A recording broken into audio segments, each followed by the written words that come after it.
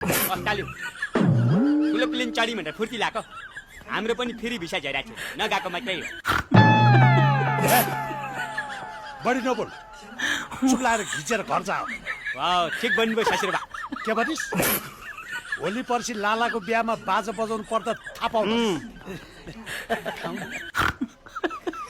तिम्रो शङ्ख नबजी मेरो सानै नबन्ने भयो नि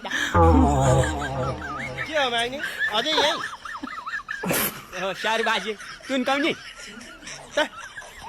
हाम्रो बच्चा बेलाको साथी राजा गाउँमा छन् तँलाई भेट्न खोजे बुद्धिलाई खबर गरिसकि भोलि माग्ने बाबु एकैछिन यता आउनुहोस् त है साथीहरू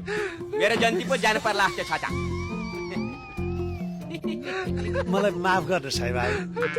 मैले तपाईँलाई के भने जे पर्ला पर्ला भनेर मैले छोरीको बिहा गरिदिने निर्णय गरेँ तर बाजा चाहिँ तैँले नै बजाउनु पर्छ